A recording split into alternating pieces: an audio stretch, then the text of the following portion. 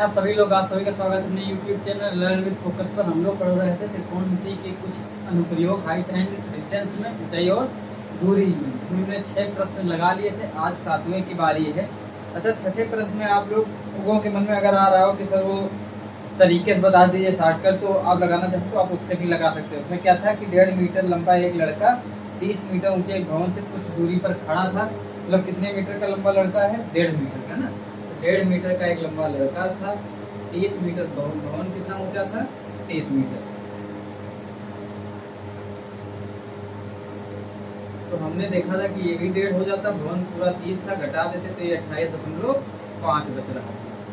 फिर उसके बाद अब कह रहा था कि वह भवन की ओर जाता है तो उसके शिखर का उसकी आंख से भवन के शिखर का उन्नयन कोण 30 से 60 हो जाता है। उसकी आंख का शिखर का उन्नयन कोण 30 से 60 हो जाता है। ये जब ये आगे बढ़ता, पहले 30 था तो समय बाद ये कितना हो जाता है? ये 60 हो जाता है। तो कह रहा है यही चली गई दूरी बताइए वो कितनी हो गया। हमने मान लिया था डी गया है। तो अगर उस तरीके से आप लगाना चाहेंगे तो आप सीधे कह सकते थे 28.5 बचा है। अगर हम सबसे पहले कहते कि ये 60 है, कितना है? 60। tan 60 का मान कितना होता है? √3/1 होता है। इस तरीके से देखें तो ये 28.5 कितना है? √3 है। और अगर 30 लेते तो हम कहते कि पूरा कितना होता? 1/√3 होता, अर्थात ये पूरा √3 होना चाहिए था। और उसमें से ये 1 हो गया तो ये कितना बचा? d √3 - 1। पूरा √3 है, 1 घटा देंगे तो √3 - 1 बचेगा। और इस हिसाब से हम यहाँ पे देखना चालू करें। अच्छा, मैं इसको बाद में कहता हूँ, मैं पहले यहाँ पे एक चीज़ समझिएगा। हमने कहा tan 60 के हिसाब से ये √3 हो गया, ये 1 हो गया। अब अगली बार जब tan 30 लेंगे तो हम कहेंगे 1/पूरा √3 होना चाहिए। 1/√3 होता है तो 1 की है √3 लिखा हुआ, अर्थात 1 बराबर √3। तो ये √3 बराबर कितने के हो जाएगा? तो हम कहेंगे √3 बराबर हो जाएगा √3 × √3, मतलब कितना हो जाएगा? 3। तो हम कहेंगे ये पूरा √3 किसके बराबर होगा? 3 के। ये 3 का पूरा होगा, जिसमें से ये 1 है तो ये कितना बचेगा? 2 बचेगा। तो हमको इसी 2 की वैल्यू निकालनी है। प्रश्न में √3 बराबर 28.5 दिया हुआ है। कितना दिया गया है? 28.5। और हमको निकालना कितना है? 1 निकालेंगे तो 28.5 बटे √3 हो जाएगा। निकालना कितना है? 2। तो हम 2 निकालेंगे तो कितना हो जाएगा? 28.5 बटे √3 × काटोगे 28 दूना 56, 1 57 हो जाएगा बटे √3। और यही काट के हम लोग 19√3 लाएंगे। तो आप इस तरीके से भी लगाना चाहेंगे तो लगा सकते हैं, कोई दिक्कत नहीं। या अपने मेन उसी तरीके से चलना चाहो तब भी लगा सकते हो। मैंने tan 60 माना था, tan 30 मानते तब भी लगा, पहले जो भी यूज करते उससे आ जाता, उससे कोई दिक्कत नहीं। अब हम लोग बढ़ेंगे अपने 7वें प्रश्न की ओर, जो आपका 7वां प्रश्न है। आप दोनों तरीके से लगाते रहिए, आपका माइंड जो है विकसित होता जाएगा। देखो 7वां प्रश्न आपका क्या है? 7वां प्रश्न है कि भूमि के एक बिंदु से 20 मीटर ऊंचे भवन के शिखर पर लगी एक संचार मीनार के तल और शिखर के उन्नयन कोण क्रमशः 45 अंश और 60 अंश है। मीनार की ऊंचाई क्या है? एक भूमि के एक बिंदु से 20 मीटर ऊंचे भवन के शिखर पर एक संचार मीनार लगी हुई, जो टावर लगे होते हैं छत पे, तो वही कह रहा है। ये भवन है, भवन कह रहा 20 मीटर ऊंचा है, कह रहा फिर इसके ऊपर एक संचार मीनार लगी हुई है, और वो संचार मीनार के तल और शिखर, मान लीजिए ये यहाँ से संचार मीनार लगाई गई। ये क्या लगाई गई? संचार मीनार। ये संचार मीनार है, हम ऐसे कर लिए। कह रहा है इसके तल और शिखर, हमने कहा ये तल हो गया किसी बिंदु से, ठीक है, उसी बिंदु से शिखर, ठीक है, उसी बिंदु से शिखर, इन दोनों के कोण क्रमशः कितने हैं? 45 और 60। ये 45 है और ये कितना है? 60। शिखर से 60 और ये 45। फिर कह रहा है मीनार की ऊंचाई ज्ञात करिए। मीनार की, यही जो संचार मीनार है, ये ऊंचाई निकाली। हमने इतना मान लिया, h है, ये 20 है, 20 प्लस h होगा। अगर हम साधारणतः लगाए, हम कहेंगे त्रिभुज ABCD है, जिसमें हम अगर केवल त्रिभुज ABD की बात करें, त्रिभुज ABD में आप देखेंगे tan 45 बराबर लंब बटे आधार होता है, मतलब लंब बटे लंब कितना? 20 और आधार कितना? हमने कुछ नहीं माना, हम कहते हैं AB, तो 20 बटे कितना? AB होगा। 45 की वैल्यू 1 होती है तो 20 बटे AB हम यहाँ से ए बी को अगर फाइंड करना चाहें तो हमारी ए बी कितनी आ जाएगी, 20 आ जाएगी, अर्थात ये 20 है। ठीक, जब भी 45 देखें तो ये लंब और आधार बराबर ही होते हैं 45 की कंडीशन में, तो ये 20 होगा, ये भी 20 होगा। अब उसके बाद हम पूरा कर लेते हैं tan 60, तो कितना होता है लंब, पूरा लंब कितना होता है 20 प्लस h, पूरा कितना होगा 20 प्लस h। मतलब हम अगली बार में tan 60 लेंगे, किसमें त्रिभुज ए बी सी, tan 60 बराबर 20 प्लस h लंब हो गया बटे आधार 20 होगा। tan 60 की वैल्यू √3 होती है, 20 को √3 से मल्टीप्लाई कराएंगे इंटू 20 प्लस h होगा। फिर अगर हम यहाँ से h निकालें तो 20 √3 माइनस 20 होगा। h की वैल्यू आप निकाल सकते हैं, h की वैल्यू कितना होगा 20 कॉमन ले लेंगे, अंदर बचेगा √3 माइनस, यही हो जाएगी। ठीक, इसकी वैल्यू रखना चाहो तो 1.732 रखोगे, फिर घटाओगे काटोगे टोटल निकल आएगा। मैं तो नहीं कुछ काम चलाया जाएगा। अब आप कहेंगे सर वो 60 वाले तरीके से भी बता दीजिएगा, तो आप उससे भी लगाना चाहें तब भी कोई दिक्कत नहीं। क्यों, हम उसमें भी देखेंगे तो क्या कहेंगे कि जब ये tan 45 था, कितना था tan 45, तो हम कहेंगे ये एक था, ये भी एक होगा। फिर मैं कहा tan 60 ले लें, तो हम कहते हैं tan 60 का ये पूरा √3 होगा, पूरा √3 होगा, उसमें से ये 1 है तो ये कितना बचेगा, सबको पता है √3 माइनस 1 होगा, हमको यही निकालना है। और लेकिन प्रश्न में 1 की वैल्यू 20 दी हुई है, तो हम कहते हैं कि 1 बराबर 20 है और हमको निकालना कितना है √3 माइनस 1। इसका ना सीधे सीधे मल्टीप्लाई किससे कराएंगे √3 माइनस, और ये आपका आंसर हो जाएगा। तो आप कैसे भी लगाते हैं, ये लगाएंगे एक लाइन में आ जाएगा, इससे चलेंगे तो थोड़ा बेसिक तरीके से आपको लगाना पड़ेगा, और कोई दिक्कत नहीं, आप आराम से लगाते रहिए। फिर इसके बाद अगला प्रश्न है कि एक पेडेस्टल के शिखर पर 1.6 मीटर ऊंची मूर्ति लगी है। भूमि के एक बिंदु से मूर्ति के शिखर का उन्नयन कोण 60 अंश है और उसी बिंदु से पेडेस्टल के शिखर का उन्नयन कोण 45 अंश है। पेडेस्टल की ऊंचाई ज्ञात कीजिए। पेडेस्टल की ऊंचाई, तो मैं इसको मिटाता हूँ, पेडेस्टल की ऊंचाई हम लोग निकालेंगे। बहुत आसान प्रश्न है, बस आपको एक नज़रिया चाहिए, और वो नज़रिया तभी विकसित होगा जब आप लगाते रहेंगे, अभ्यास करेंगे ना। बचपन में आपने पढ़ा होगा करत करत अभ्यास जड़मत बोध सुजान। तो जड़मत बोध सुजान का मतलब क्या, ये तभी आपको सुजान होगी जब अभ्यास करते रहेंगे लगातार। तो एक पेडेस्टल के एक शिखर पर 1.6 मीटर ऊंची मूर्ति लगी है। तो चलिए पेडेस्टल के शिखर की हम बाद में करेंगे, पहले भूमि के एक बिंदु से मूर्ति, पेडेस्टल ये हो गया, इसके शिखर पर यहाँ पे एक मूर्ति लगी हुई मान लीजिए। फिर कह रहा है कि भूमि के एक बिंदु से मूर्ति के शिखर, तो मूर्ति का तो शिखर ये होगा, भूमि का एक बिंदु कहीं हमने ले लिया, इस बिंदु से इसका कोण कितना है, कोण 60 अंश है। फिर कह रहा है कि उसके मूर्ति के तल है ना, हाँ मूर्ति के शिखर का इतना है। फिर कह रहा है उसी बिंदु से पेडेस्टल का शिखर, और पेडेस्टल का शिखर ये है, उसी बिंदु से आप पेडेस्टल का शिखर का कोण कहेंगे, तो ये दिया गया है 45 दिया गया है। कुछ नहीं करना है, वही सब करना है। मूर्ति की ऊंचाई दे दी गई 1.6, ये दी गई है, ये नहीं पता है। हम अगर tan 45 की बात करते तो हम कहते हैं कि tan 45 होगा, चलिए पहले मैं साधारण लगा लूँ, ए बी सी डी। हम करें अगर बात त्रिभुज ए बी सी की, त्रिभुज ए बी सी की नहीं करते हुए पहले करते त्रिभुज ए बी डी। त्रिभुज ए बी डी में क्या होगा, tan 60 बराबर h प्लस 1.6, दोनों जोड़ेंगे टोटल 1.6 प्लस h बटे आधार ए बी। फिर हमने देखा tan 60 की वैल्यू √3 होती है और ए बी इधर मल्टीप्लाई में आएगा, equal to h plus 1.6।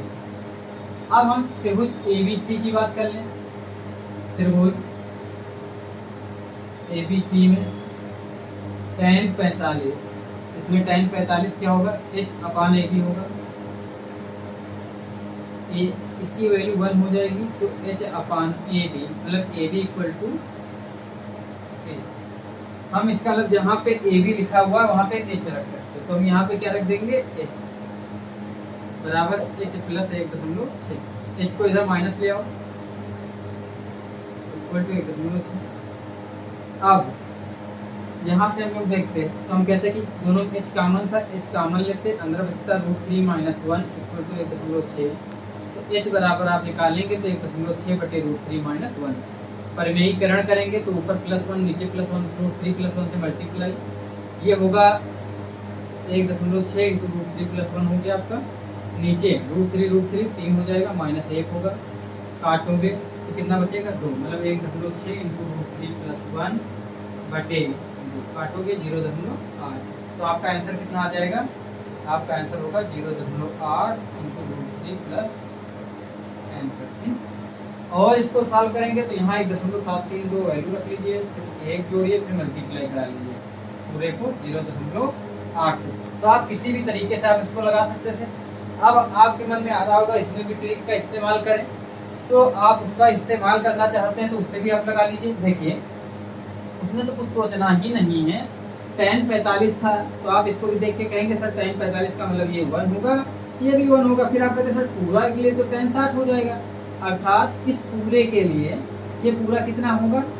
tan 60 के लिए तो ये √3 बटे 1 होगा, तो इसमें तो कोई दिक्कत नहीं। पूरा √3 हो गया, ये हो गया 1, तो ये कितना बचेगा? √3 - 1 बचेगा।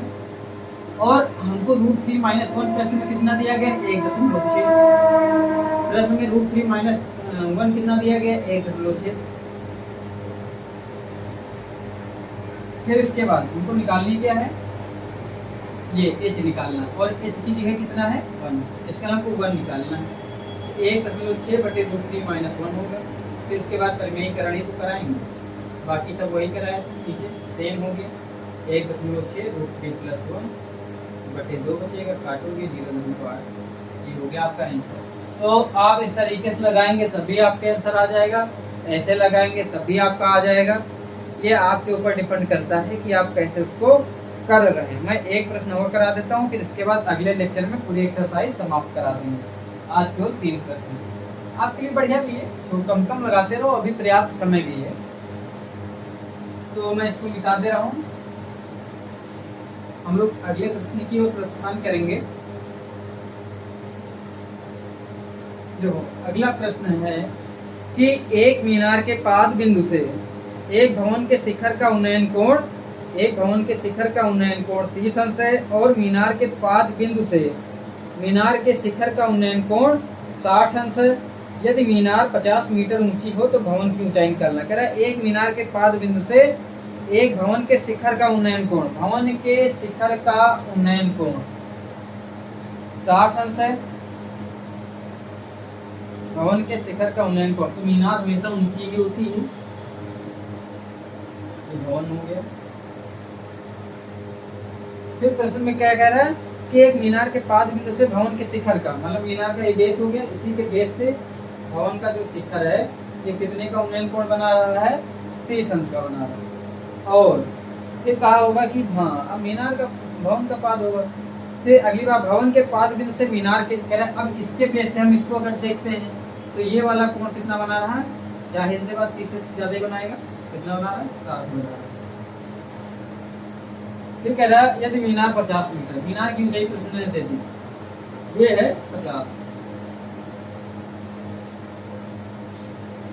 हमको ये नहीं पता भवन की ऊंचाई निकालनी, तो ये इसमें भी एच होगी। तो हम कह सकते थे जो जरूरत पड़े, तो हम देखो यहाँ पे tan 30 लगा लें। tan 30 अगर इसको हम x मान लें, नाम दे दो A B C D E, तो त्रिभुज ABD में ध्यान से देखिएगा, आप तुरंत कहेंगे सर tan 30 बराबर h बटे कितना होगा? AB। तो 1/√3 बराबर h बटे AB, और यहाँ से AB निकालेंगे तो आप कहेंगे h√3। ठीक है, जरूरत पड़ेगी तो यूज कर लेंगे। अब यहाँ से tan 60 निकालो। हमने tan 60 निकाला त्रिभुज किसमें? त्रिभुज ABC में, या त्रिभुज ACB में, त्रिभुज ACB में। कितना होगा, पूरे की लंबाई दी गई है 50 दिया गया है, 50/AB। यहाँ से आप AB निकालेंगे तो आ जाएगा AB = 50/, tan 60 नीचे ले जाओगे उसकी वैल्यू √3 होती है, AB = 50√3 आ गया। और यहाँ पे हम देखते हैं कि AB = कितना है 50√3, AB = कितना है 50√3, तो ये बटे में ले आओगे तो √3 = काटोगे तो h बराबर आ जाएगा 50। इसका मतलब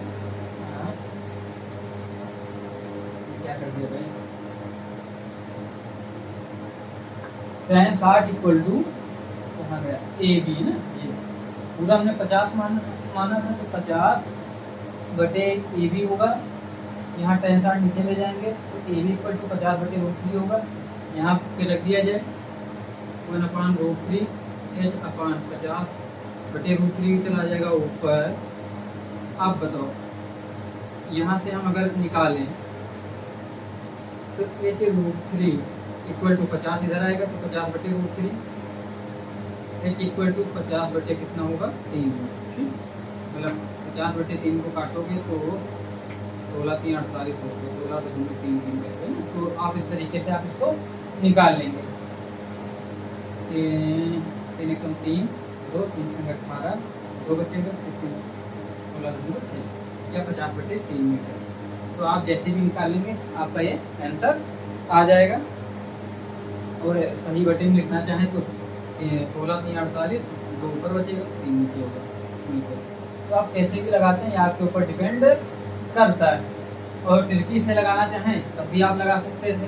आप कहते सर tan, जब हम कितने की बात करते 60 की बात करते तो tan 60 की बात करते, आप लगाइएगा खुद ही स्वयं, तो मैं हिंट दे रहा हूँ। tan 60 की बात करते हैं तो आप कहते हैं कि सर tan 60 मतलब क्या होगा, पूरा √3 और ये 1 हो जाएगा, और √3 की वैल्यू कितनी दी गई 50 दी गई, लेकिन हमको निकालना कितना है, इसकी निकालना। तो हम ये देखेंगे tan 30 कितना होता है, tan 30 होता है 1/√3 होता है, tan 30 यहाँ देखेंगे तो 1/√3 होता है। और इसका मतलब ये 1 होगा तो यहाँ से आप देख के तुरंत कह देते कि सर ये भी तो 1 हो जाएगा, ये 1 होगा। फिर tan 60 देखते आप कहते हैं पूरा √3 होगा, पूरा √3 होने का मतलब ये है कि ये जो हिस्सा बचता है इतना वाला, ये √3 माइनस कितना होता 1 होता। और पहली कंडीशन के हिसाब से यहाँ जब कितना था tan 60 तब ये कितना हमने लिया था √3/1 हो गया, और जब यहाँ पे लिया tan 30 तो 1/√3 किया। तो मैं 1 मिनट लगाया दे रहा हूँ, थोड़ा सा अपने आप को कंफ्यूजन हुई, मैं ऐसे कह दे रहा हूँ, इसमें थोड़ा चेंज करना पड़ेगा। tan 30 है 1/√3 होगा, ठीक। अब आपने जब tan 60 इधर से देख के कहा तो आप कहेंगे सर पूरा तो √3 होगा, कोई दिक्कत नहीं, और ये 1 होगा। लेकिन पहली बार इसका अलग हमको यहाँ देख के क्या समझ में आता है, पहले तो ये √3 था, इस बार 1 = कितना है √3, तो यहाँ पे पूरा √3 कहा गया तो √3 = कितना हो जाएगा 3 हो जाएगा। इसका मतलब ये पूरा हमारा 3 होगा, पूरा 3 होगा, और ये इतना कितना है 1 है, तो ये कितना बचेगा 2 बचेगा। और इस पूरे 3 की वैल्यू तो हमको चले ठीक हो गया, पूरे 3 की वैल्यू 50 दी गई, पूरा 3 कितना है प्रश्न में 50, तो 1 बराबर हमको चूँकि यही चीज निकालना है, 1 बराबर कितना हो जाएगा 50/3, 50/3 को आप चेंज करेंगे 16 सही 2/3। तो ये तिरकी मेथड से आप लगा सकते हैं, कोई दिक्कत नहीं।